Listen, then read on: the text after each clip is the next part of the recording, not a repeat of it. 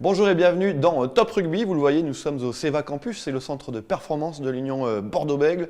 À côté, vous avez le terrain synthétique et puis de l'autre côté, le terrain d'honneur. Nous sommes au premier étage, donc dans les bureaux administratifs où on va rencontrer dans quelques secondes Joe Worsley, puisque vous l'avez sûrement vécu ce week-end, malgré le retour du froid, on a pu se réchauffer avec la belle prestation de l'Union Bordeaux-Bègles, cette victoire bonifiée contre Lyon qui va faire du bien au moral avant d'aller défier les Toulousains. On va parler de tout ça avec notre invité ce soir, c'est Joe Worsley.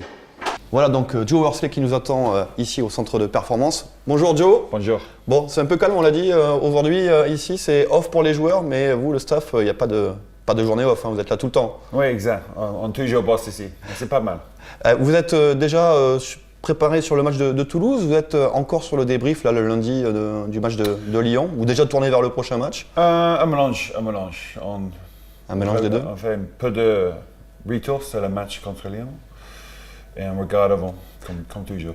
Alors ce match de Lyon, justement, on va revenir dessus avec le résumé de cette rencontre, avec d'abord ce score pour les Lyonnais, et puis très vite, vous arrivez quand même à marquer ce premier essai. Vous pouvez nous raconter un petit peu ce début de match, avec cette mêlée, dans nos 40 mètres, et Amoussa qui fait un gros boulot aussi. Hein. Oui, c'est lui qui amène l'essai de Baptiste. Oui, en fait, il a très bien joué toutes les saisons, et le match contre Lyon était une performance normale pour lui maintenant. Il porte le ballon bien et très bon dans toutes les collisions. Et cette fois-là, il a cassé 3 plaquages avec les vitesses arrière pour faire la bonne chose, et le bon main en plus. Donc vraiment, il a créé pas un bel essai, mais un bon essai. La pénalité ensuite de Baptiste aussi pour sanctionner un hors-jeu de Lyon qui permet donc à l'Union Bordeaux-Bègles de revenir à la mi-temps à 8-3. Sur cette première période, du côté du staff, vous étiez satisfait déjà de ce qu'avait montré l'équipe? Oui, on a tapé souvent dans le 22, on était proche de la ligne. On a tout senti à mi-temps, si on continue comme ça, on va gagner le match. Ça arrive dans le deuxième mi-temps. Avec le carton jaune contre Ivaldi, on est à la 51e minute de jeu.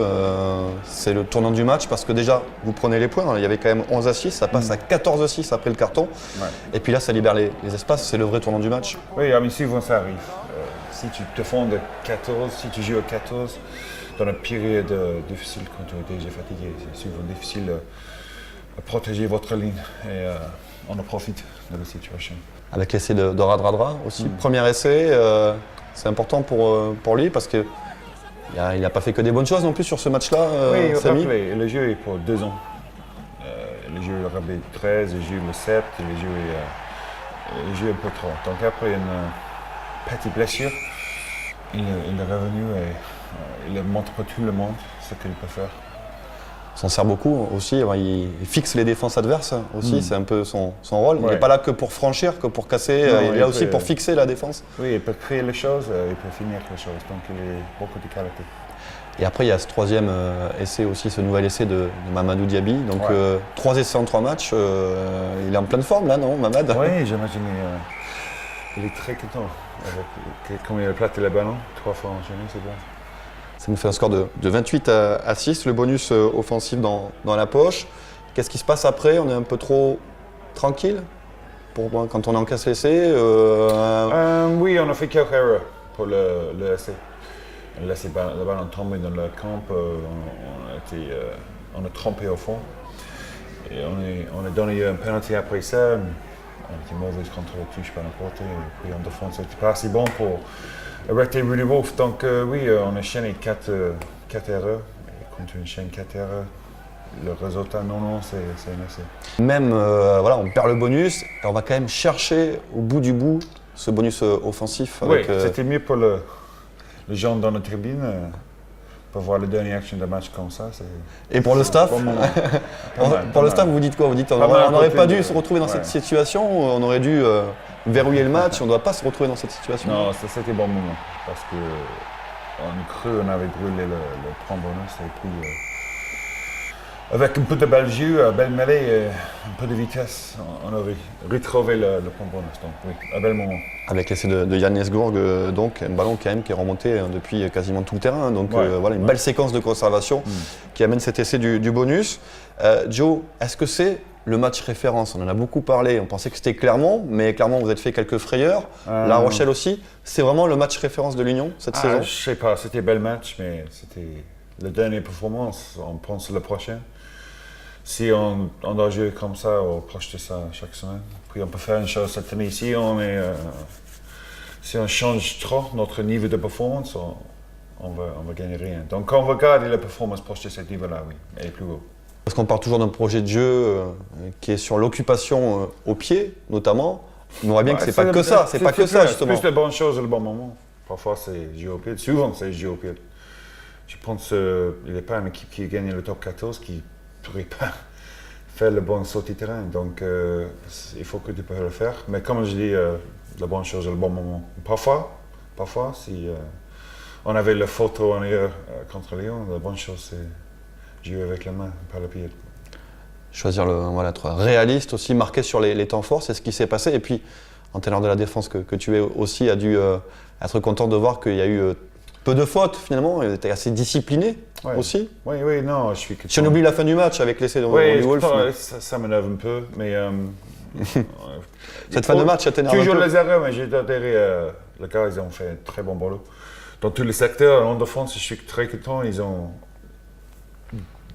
bien défendu contre une équipe qui fait beaucoup d'offload, qui manque beaucoup d'essais. Donc oui, ils ont bien défendu. Alors, on a vu qu'il y avait beaucoup de joie après, de tout un groupe, le staff, les joueurs, les remplaçants, tout le monde s'est félicité de cette victoire bonifiée. Ça va apporter le petit plus de confiance qui manquait peut-être depuis le début de la saison ou pas? Je ne sais pas si on manque de confiance, c'est juste... c'est plus garder le bon niveau. Parfois les émotions sont très hautes, parfois en bas, mais si on peut réussir à garder le niveau de performance presque le même niveau chaque semaine, puis on va avoir une chose. Donc, j'ai dit plus tôt, on est content, mais il faut que contre Toulouse, on approche le même niveau de jeu. Comment on peut expliquer justement qu'il y ait deux visages, où à domicile on est assez intraitable, capable de faire de telles prestations. Après il faut confirmer derrière. À Toulouse ce sera un bon test pour ça, on va en reparler tout à l'heure, ça sera un gros test. Oui, mais comment expliquer cet écart qu'il y a entre les matchs à domicile et les matchs à l'extérieur? Si je pourrais faire...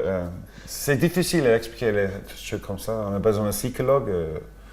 Un extérieur de... C'est très français, il paraît d'ailleurs. Les anglo-saxons disent toujours que c'est très français ça. Ça arrive en Angleterre un peu, mais beaucoup moins que ici. Le top 14, c'est le... Je crois, dans toutes les compétitions mondiales, le top 14, il y a plus de différence entre le Russie et chez toi ou à l'extérieur. Dans tous les sports, dans tous les pays, le top 14 est le numéro 1.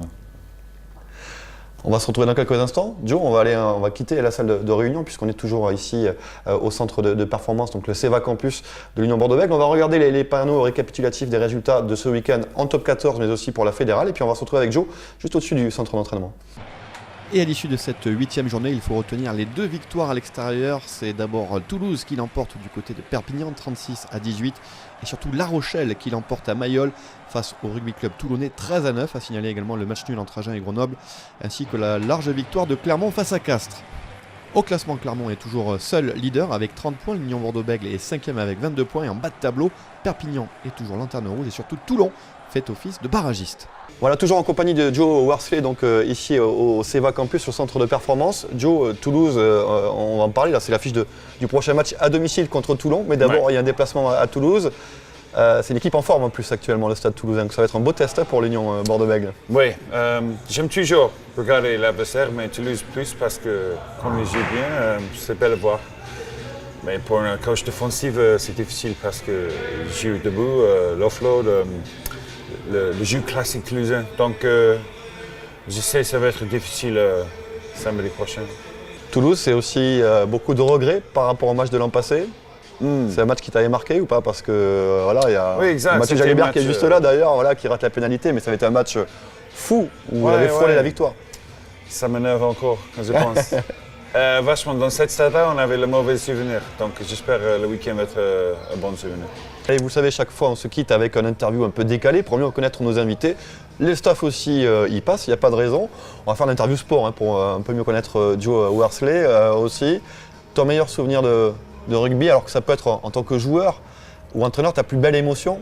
Je pense savoir laquelle c'est peut-être. La belle émotion. C'est la Coupe du Monde, mais bon. Ah oui, comme joueur, oui, tout le monde va avec l'Angleterre. Je ne jouais pas dans les finales. 2003. Ça m'énerve un peu. Ah. J'ai joué dans le final en 2007, mais Ouais. c'était pas le bon résultat. Et La plus belle émotion alors? Pour le club, gagner le H-Cup la première fois contre Toulouse, c'était bon. La première fois, on a gagné le championnat quand j'étais jeune, c'était bon.